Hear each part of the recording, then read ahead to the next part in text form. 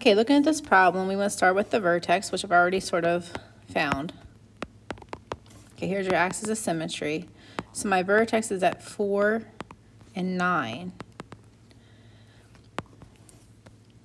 So I know that this has to be a concave down parabola, which means A has to be some negative number.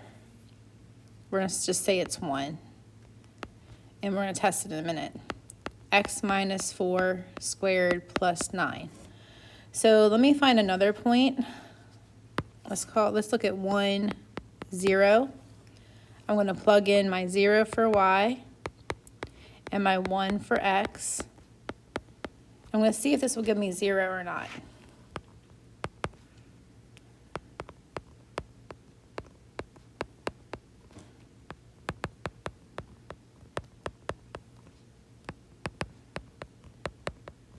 Okay, it checks out. So I know that my first parabola can be named with this vertex form. Okay, I can also write it just without that 1 there. But that works because I was able to check that 1, 0.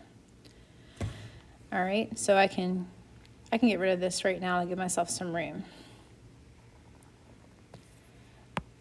Another way I can graph this is through the factor form. So obviously my negative a is going to stay the same.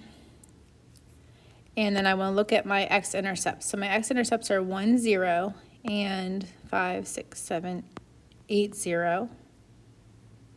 No, 7, 0. So be careful with your numbers. So 5, 6, 7. So it'd be 7, 0. All right, so we have x minus 1 and the quantity x minus 7. Now that works because if my intercepts are at 1 and 7, okay, 1 makes this 0, and then 7 makes this 0. Okay, so that's going to work. And I leave my a the same because I already proved that that was the a that I needed. Okay. So those are my two possible equations. Now we'll be able to figure out later on what the standard form is in the next unit, and also we'll be able to go between the forms. So you'll learn how to do that in Unit 8. Okay, so this next one wants you to be able to graph the parabola and label its x-intercepts, y-intercepts, and vertex. Okay, so from my standard form, I know that I can find that my y-intercept is at 0, 6. That's 1 point. Okay, that's my y-intercept. From my top vertex form, I know that my vertex is at negative 1, 8. Okay, there's my vertex. That also tells me that that is where my axis of symmetry is, or line of symmetry is.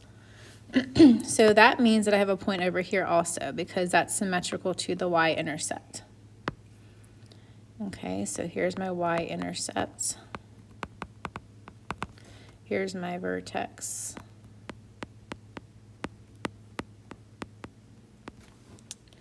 From here, we can find 2 more points, which are my x-intercepts. So one x-intercept is at negative 3, 0. Because that makes this factor 0. And then 1 is going to be where we have to solve it. So I'm just going to go ahead and solve it. You might have been able to figure that was 1 automatically, but if you couldn't, do the work. So that's at 1, 0. So I can now graph this. Let me use something different to graph here.